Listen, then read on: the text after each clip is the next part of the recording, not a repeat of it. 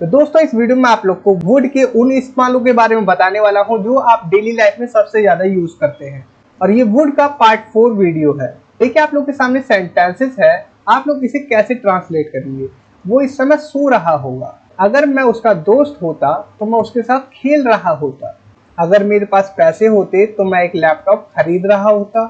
इसी प्रकार से बहुत सारे सेंटेंसेस है, जैसे वो अब तक घर पहुंच गया होगा। अगर वो यहाँ से निकल जाता तो अब तक घर पहुंच चुका होता। अगर मैं बाजार गया होता तो सब्जियां खरीद लेता। Conditional sentence. तो ये सभी कुछ इस वीडियो में आप लोगों को जानने को मिलेगा। तो देखिए आप लोगों के सामने स्ट्रक्चर नंबर 1 है वुड बी, जिसका हिंदी सेंस आएगा रहा होगा। ये प्रेजेंट टाइम की पॉसिबिलिटी को दिखाएगा। जैसे वो इस समय सो रहा होगा, he would be sleeping at this time. Okay, आप लोग इस प्रकार से बना सकते हैं। हालांकि आप प्रेजेंट की पॉसिबिलिटी बताने के लिए वुड बी की जगह must be, strong possibility, may be का भी यूज कर सकते हैं, माइट बी का भी यूज कर सकते हैं। इतना आप लोग को पता ही होगा। लेकिन वुड बी के बारे में इस वीडियो में मैं आप लोग को बता रहा हूँ। अब देखिए सब्जेक्ट, उसके बाद वुड बी, उसके बाद वर्ब की फोर्थ फॉर्म मतलब आईएनजी फॉर्म, कर रहा होता। अभी आपने क्या देखा, would be plus ING form, रहा होगा प्रेजेंट टाइम की पॉसिबिलिटी। लेकिन यहाँ पर क्या सेंस आएगा, कर रहा होता। जैसे अगर मैं उसका दोस्त होता तो उसके साथ खेल रहा होता। तो ऐसा कब होता है, ऐसा होता है सेकंड कंडीशनल के सेंटेंसेस में।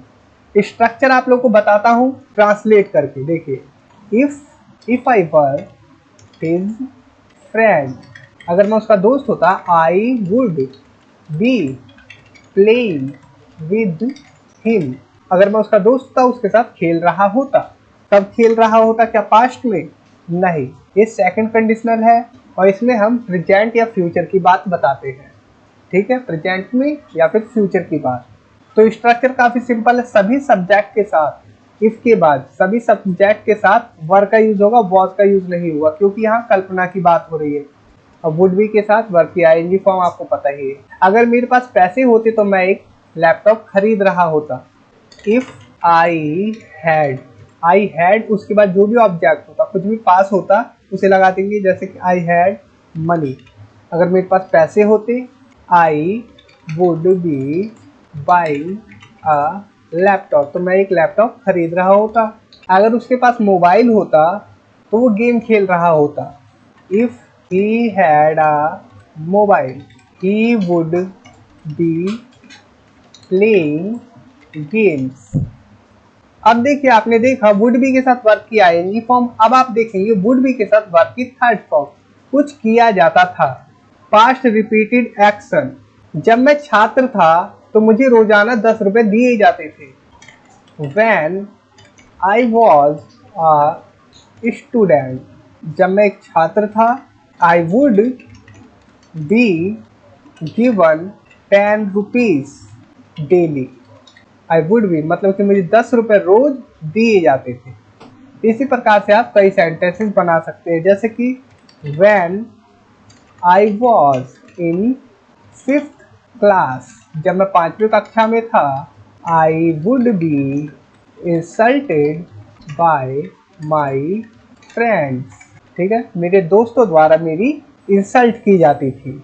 अब ये वाला स्ट्रक्चर देखिए, वुड हैव के साथ वर्ब की थर्ड फॉर्म का यूज करेंगे सेकंड क्लॉज में। अगर मैं बाजार गया होता तो सब्जियां खरीद लेता। If I had gone to the market I would have bought vegetables. If I had gone to the market, अगर मैं बाजार गया होता पास्ट में, I would have bought vegetables, सब्जियां खरीद चुका होता या खरीद लेता। तो ये है थर्ड कंडीशनल, जिसमें हम पास्ट की ही बात बताते हैं। पास्ट में ऐसा हुआ होता तो वैसा हो जाता, पास्ट की ही बात है, यहाँ कोई प्रेजेंट की बात नहीं है। अगर तुम यहाँ आए होते तो मैं तुमसे मिला होता। If you had come here, अगर आप यहाँ आए होते, I would have met you, तो मैं आपसे मिला होता। ये सेंटेंस देखिए, अगर मैंने उसे रुकने को ना कहा होता तो बाजार जा चुका होता। खुद से ट्रांसलेट करने की कोशिश करें। If I had not asked him to stop. अगर मैंने उसे रुकने को ना कहा होता, he would have gone to the market. तो वो बाजार जा चुका होता। देखिए इसी प्रकार से अगर आपने उससे अनुरोध नहीं किया होता तो वो पैसे नहीं देता। If you had not requested him, अगर आपने उससे अनुरोध नहीं किया होता, he would not have given the money. और इस वाले सेंटेंस को आप लोगों को कमेंट बॉक्स में लिखना है, ठीक है। देखिए would have, अब would have का यूज करेंगे हम चुका होगा के सेंस में प्रेजेंट पास्ट के लिए संभावना दिखाने के लिए। टू एक्सप्रेस एन एक्सेप्टेशन और assumption about a completed action in the past. वो अब तक पढ़ चुका होगा मतलब कि पास्ट में ही उसने पढ़ाई को कंप्लीट कर लिया। तो he would have studied by now. Okay, वो अब तक घर पहुंच गया होगा, मतलब हम प्रेजेंट की बात बता रहे हैं। He would have reached home by now.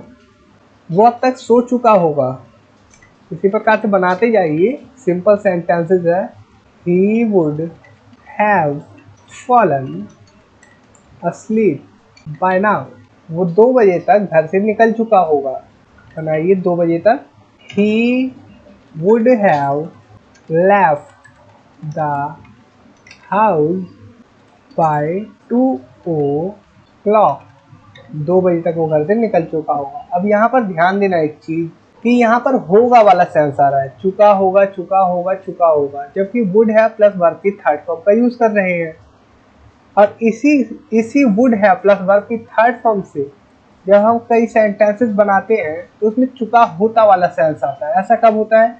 ऐसा तब होता है जब हम इफ वाली क्लॉज का यूज करते हैं, उसके बाद सेकंड सेंटेंस रखते हैं वुड हैव वाला, वर्ब की थर्ड फॉर्म वाला, तब होता वाला सेंस आता है, चुका होता। फिर मैं आपको बताता हूँ, देखिए वो अब तक घर पहुंच गया होगा। अगर इसे बनाए तो he would have reached home by now. वो अब तक घर पहुंच गया होगा। अगर वो यहाँ से जल्दी निकल जाता तो वो अब तक घर पहुंच चुका होता। अब ये वाला सेंटेंस देखिए, if he had left here sooner, जल्दी, he would have reached home by now. तो आपको समझ में आया? ये जो सेम सेंटेंस है इसका हिंदी मतलब है वो अब तक घर पहुंच गया होगा, प्रेजेंट की बात है, ठीक है। और ये वाला सेंटेंस देखिए, if he had left here sooner, अगर वो यहाँ से जल्दी निकल जाता तो he would have reached home by now. ये वाला सेंटेंस और ये वाला सेंटेंस सेम है, लेकिन इसका हिंदी मतलब क्या आएगा? चुका होता वाला, क्योंकि यहाँ पर हमने एक कंडीशन बता दी। तो इतना क्लियर है। तो दोस्तों इस वीडियो में इतना ही। उम्मीद करता हूँ ये वीडियो आप लोगों के लिए हेल्पफुल होगी। और अभी तक अगर आप लोगों ने मेरी ई बुक PDF बाय नहीं की है तो डिस्क्रिप्शन में मैं लिंक दे दूंगा, आप लोग जाके बाय कर सकते हैं। तो थैंक्स फॉर वॉचिंग। इस वीडियो में इतना ही। Take care, bye.